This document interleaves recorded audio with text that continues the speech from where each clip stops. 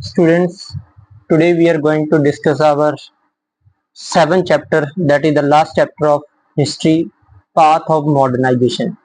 किस तरीके से कुछ देशों में आधुनिकरण के रास्ते अपनाए और अपने आप को नए तरीके से ट्रांसफॉर्म किया। अब इसमें जो हम पढ़ने वाले कुछ कंट्रीज, जिसमें एशिया के कंट्रीज हैं Japan, China, Taiwan and Korea.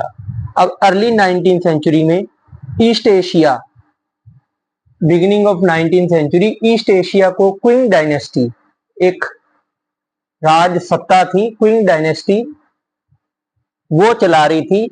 अब अगर चाइना में क्विंग डायनेस्टी थी, ठीक है, और जापान जो था वो एक अलग थलग देश था, बिल्कुल अलग थलग, जापान बिल्कुल अलग थलग, ठीक है। तो इस चैप्टर में हम किस तरीके से जापान ने अपने आप को ट्रांसफॉर्म किया, किस तरीके से चाइना आगे बढ़ा, कैसे चाइना की सत्ता बदली, ठीक है। अब अगर हम हिस्ट्री की बात करते हैं, इंट्रोड्यूस करते हैं हिस्ट्री को जापान की, ठीक है। जापान और चाइना के जो रूलर्स थे वो रिकॉर्ड, अपनी हिस्ट्री के बारे में रिकॉर्ड कीप किया करते थे। तो इसलिए ईस्ट एशिया की जो सत्ता थी वो क्विंग डायनेस्टी के अंदर थी, जो अपने आप में बड़ी स्ट्रांग थी, स्टेबल थी। जापान एक आइसोलेटेड कंट्री रहा, लेकिन कुछ दशकों तक, ठीक है, इन ये ट्रांसफॉर्मेशन हुआ इनमें। अब एक व्यक्ति है, ठीक है, सीमा क्वेन, 45 to 90 BCE, इनको सबसे बड़ा हिस्टोरियन माना गया है। किसके अंदर? चाइना के अंदर। तो चाइना की जो बात हम करते हैं, वेस्टर्न इंपीरियलिज्म, इंटरनल रिवोल्ट, ठीक है, क्योंकि चाइना के ऊपर भी वेस्टर्न कंट्रीज का कब्जा था, चाइना भी इंडिया के बराबर ही आजाद हुआ था, ठीक है। चाइना जब देश बना था, चाइना 1949 में बना था, इंडिया 1948 में बना। उससे पहले चाइना, आप कह दो कि छोटा सा एक कंट्री है वियतनाम, ठीक है। तो China ROC, Republic of China कहलाता था, और बाद में जैसे आजाद हुआ people Republic of China, PRC हो गया ये। तो चाइना पर वेस्टर्न इंपीरियलिज्म का, ठीक है, और अंदरूनी लड़ाइयां चल रही थी, और जापान अपने आप को मॉडर्नाइज, इंडस्ट्रियलाइज और एक बहुत बड़े एम्पायर के रूप में, क्योंकि शुरू में वर्ल्ड वॉर सेकेंड में आप देखेंगे, वर्ल्ड वॉर फर्स्ट में आप देखेंगे, उस समय वर्ल्ड वॉर 1 के बाद जापान बहुत ताकतवर राज्य के रूप में उभरा। अब लेट 19 और 20 सेंचुरी में जापान अपने आप को इंडस्ट्रियल और मिलिट्री पावर, देखिए, अपने आप को इंडस्ट्रियल पावर और मिलिट्री पावर, उस समय अगर वर्ल्ड वॉर सेकेंड की बात करें, 1945 तक वर्ल्ड वॉर सेकेंड एंड हुआ, तब तक जापान एक बहुत बड़ी महाशक्ति थी, शुरू से ही महाशक्ति रही है। इन्होंने, देखिए, लेट 19th सेंचुरी और 20th सेंचुरी में चाइना को डिफीट किया, रशिया को, और while China search for modernisation. अब उसकी वजह से, अब देखिए, चाइना जब अपने आप को मॉडर्नाइज करना चाहता था, तो यहाँ पर कम्युनिस्ट रेवोल्यूशन हुआ था मेओ जेडोंग की लीडरशिप के अंदर, और दोनों कंट्रीज ने अलग अलग तरीके से अपने आप को मॉडर्नाइज किया, अपने आप को प्रोग्रेस की, जापान कैपिटलिज्म के थ्रू और चाइना सोशलिज्म के थ्रू। क्योंकि जब जापान बर्बाद हुआ था, जब जापान को अमेरिका ने बिल्कुल तहस नहस कर दिया था, तो जापान ने अपने आप को मॉडर्नाइज करने के लिए अमेरिका का हाथ थामा था।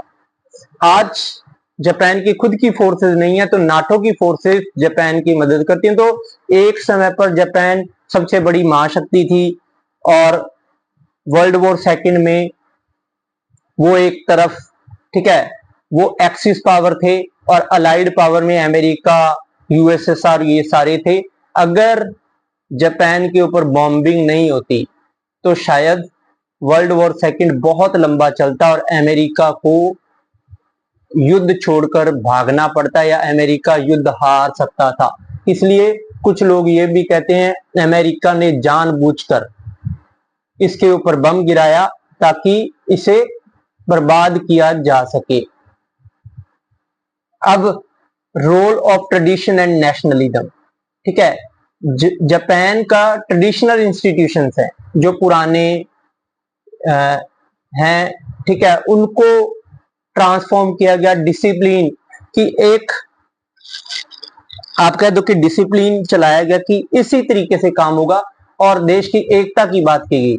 उनका जो मॉडर्नाइजेशन था जापान का, वो कैपिटलिस्ट प्रिंसिपल्स पर, but claim to be liberating Asia from western domination. लेकिन अब इन्होंने एशियन कंट्रीज को भी, बहुत सारे कंट्रीज को आजाद भी करवाया, ठीक है, वेस्टर्न डोमिनेशन से। और इवन जापान जो था उसने कैपिटलिस्ट तरीके से, इस तरीके से अपने सिद्धांत बनाए, कैपिटलिज्म पर अपनी इकोनॉमी को रखा और उसी तरीके से मॉडर्नाइज किया अपनी इकोनॉमी को। चाइना ट्रेडिशन, ठीक है, struggle to balance traditions and reforms. अब एक तो पुरानी परंपराएं और नए रिफॉर्म्स, ठीक है, अब पुराने तरीके से भी चलना है और रिफॉर्म भी लाने हैं। इसी वजह से अब ये लगातार क्या है, जूझते रहे चाइनीज, इनमें रेवोल्यूशन होता रहा। इसलिए मेओ द डोंग की लीडरशिप में जो रेवोल्यूशन हुआ था वो सिर्फ ट्रांसफॉर्मेशन के लिए हुआ था, ताकि दोनों देश अपने आप को ट्रांसफॉर्म कर पाए। और इसी वजह से, इस ट्रांसफॉर्मेशन की वजह से ऐसा रेवोल्यूशन हुआ यहाँ। ठीक है, हिस्ट्री और स्कॉलरशिप। हिस्ट्री क्या थी और व्हाट आर स्कॉलर्स। अब दोनों कंट्रीज की हिस्ट्री और रिटर्न रिकॉर्ड थे, ठीक है, गवर्नेंस के तौर तरीके थे। चाइना के ग्रेट हिस्टोरियन सीमा क्वेन, ठीक है, जिन्होंने हिस्टोरिकल राइटिंग्स लिखी, और जापान, ठीक है। अब इतना ज्यादा चाइनीज इन्फ्लुएंस था, ठीक है, जापान की जो हिस्ट्री को भी इन्होंने बहुत, जापान ने भी अपनी हिस्ट्री को इंपॉर्टेंस दी, ठीक है। तो इसलिए मेजी गवर्नमेंट जो थी, ठीक है, उन्होंने क्रिएट किया डिपार्टमेंट इन 1869 में, 1869 में एक इन्होंने डिपार्टमेंट क्रिएट किया जापानीज गवर्नमेंट ने, ठीक है, ताकि उनकी जो हिस्ट्री है उसको कलेक्ट किया जा सके, उनके रिकॉर्ड्स को कलेक्ट किया जा सके, उनके बारे में लिखा जा सके कि व्हाट आर मॉडर्न हिस्ट्री, ठीक है। और this strong literary and archival tradition provide rich material for, अब देखो मॉडर्न हिस्टोरियंस के लिए जो ये आर्चीव से, जो पुराने, ठीक है, अभिलेखागार थे जहां पर ये चीजें पड़ी थी, उनको कलेक्ट किया गया, फिर हिस्ट्री को लिखा गया, ताकि मॉडर्न हिस्टोरियंस और स्कॉलर्स को ये चीज मिल सके कि किस तरीके की पुरानी हिस्ट्री थी, ठीक है, और कैसे ये चलता था, ठीक है। और रिटर्न मटेरियल, जिसमें आप कह दो कि ऑफिशियल हिस्ट्री होगी, स्कॉलरली राइटिंग्स होगी, पॉपुलर लिटरेचर हो गया, रिलीजियस टेक्स्ट हो गए, ठीक है। अब इसके लिए रिटर्न वर्ड्स के लिए और लिटरेरी एबिलिटी के लिए बहुत ज्यादा रिस्पेक्ट थी, इसलिए हर चीज को कलेक्ट किया गया। प्रिंटिंग और पब्लिशिंग इंपोर्टेंट थी, ठीक है, प्री मॉडर्न एरा में, ठीक है। और 18वीं सेंचुरी में इन्होंने अपनी हिस्ट्री को ट्रैक करने के लिए लगातार प्रिंट किया, पब्लिश की किताबें, ठीक है, और एक तरीके से अलग अलग तरीके से अपनी हिस्ट्री को लिखा। अब मॉडर्न स्कॉलर्स या स्कॉलरशिप्स, जो मॉडर्न स्कॉलर्स थे वो कैसे थे, उनका क्या कहना था, ठीक है। अब मॉडर्न स्कॉलर्स में लियांग किचाओ चाइना में, और कामे कंतके, ठीक है, जापान में, इन्होंने फाउंडेशन लेगी मॉडर्न स्कॉलरशिप की, कि नए तरीके के स्कॉलर्स होंगे, ठीक है, रिफॉर्मर्स होंगे, ठीक है। राइटिंग्स जो किसकी थी, फॉरेन ऑब्जर्वर्स, जिसमें फॉरेन राइटर्स थे, जो ट्रैवलर्स थे, उसमें मार्को पोलो, मैटोरिकी, ठीक है, लुइस फ्रियोस, ठीक है, 19वीं सेंचुरी के क्रिश्चियन मिशनरीज थे, जिन्होंने हिस्ट्रीज के बारे में बहुत कुछ लिखा। इन्होंने इनके जो रिकॉर्ड्स थे वो रखे, इन्होंने अपनी किताबें लिखी, और जापान की और चाइना की हिस्ट्री के बारे में अलग अलग व्यूज इन्होंने रखे, ठीक है। अब आ गया जी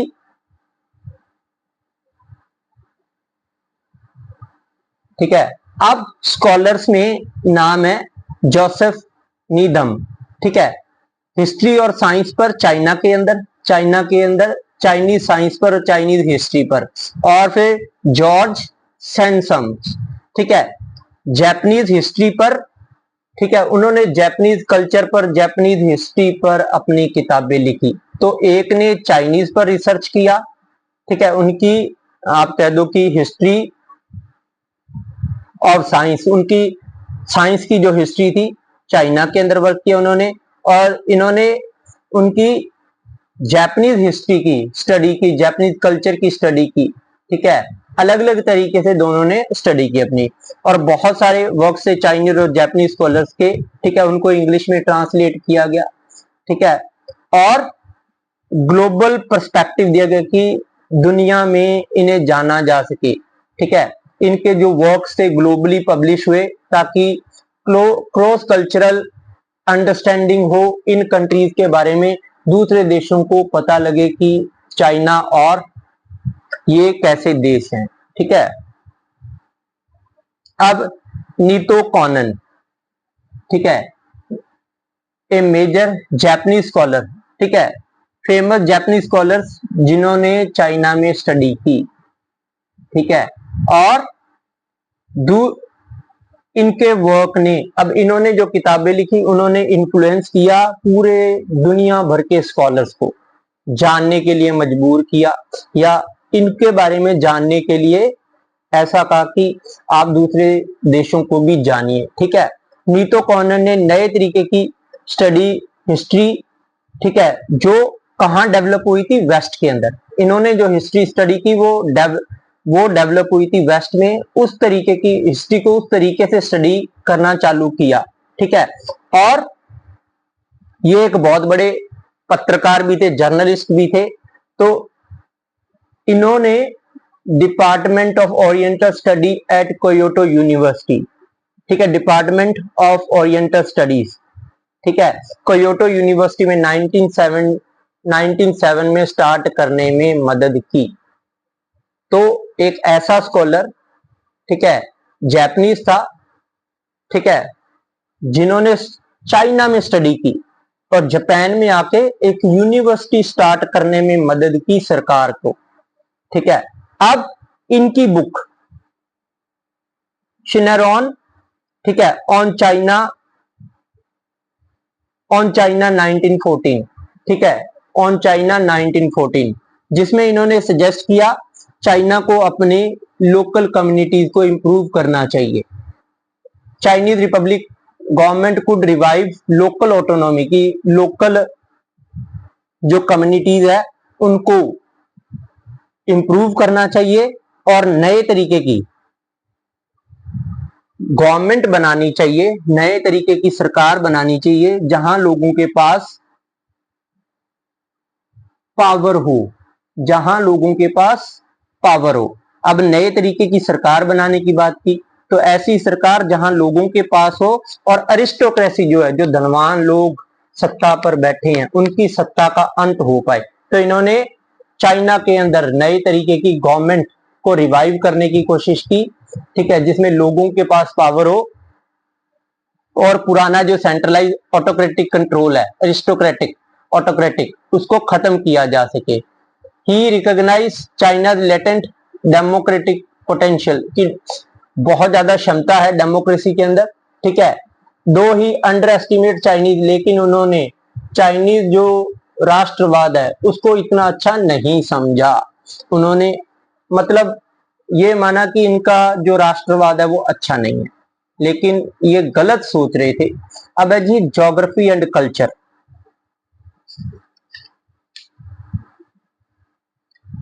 चाइना एक वास्ट और डाइवर्स, 3 मेजर रिवर है, येलो, ह्वेंग हू, ठीक है, यांग से, ठीक है, चियांग जियांग, चैंग जियांग, और एक है जी पर्ल रिवर।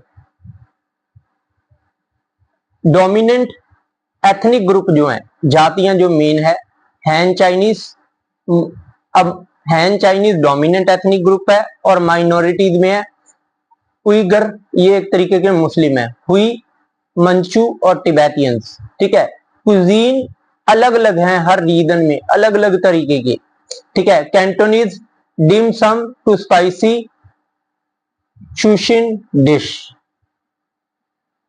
जापान एक आर्चिपेलेगो है, ठीक है, 4 मेन आइलैंड हैं। अब मेन आइलैंड कौन कौन से हैं जी? होन्शु, कोयोशु, शिकाकोकू, ठीक है, होक्काइडो, ठीक है। जापान जो है आइलैंड जिसमें आर्चिपेलेगो है, जिसमें 4 आइलैंड है। अब हम जापान की बात अगर कर रहे हैं, ठीक है। अब इसकी अब देख लीजिए, Okinawa chain, Okinawan chain located in the southernmost part of Japan is the same latitude as Bahamas, ठीक है। Over half of the land area of mainland की ज्यादातर जो एरिया है, आधा से ज्यादा कि 50% लैंड है, जो आधे से ज्यादा एरिया है मेन आइलैंड का, वो माउंटेनस है, ठीक है। अर्थक्वेक प्रोन जोन के अंदर है ये। तो जो इसका जो आर्किटेक्चर है जापान का, वो बहुत ज्यादा इफेक्ट होता है अर्थक्वेक से। तो इसके वजह से ऐसे घर बनाए जाएं जहां पर अर्थक्वेक को ध्यान में रखा जाए। तो आर्किटेक्चर है जो इस तरीके का है, ठीक है। मेजोरिटी जो पॉपुलेशन है जापान की, ठीक है, मेजोरिटी जो पॉपुलेशन है जापान की वो है जी जापानीज, और थोड़े बहुत जो स्मॉल हैं उसमें आइनू और कोरियन माइनॉरिटीज। और बाद के जो ये ग्रुप हैं जैसे आइनू और जो आपके कोरियंस है, ये ध्यान रखिएगा जब जापान कॉलोनी थी तब जापान के अंदर इन्हें लाया गया। आइनू और कोरियंस को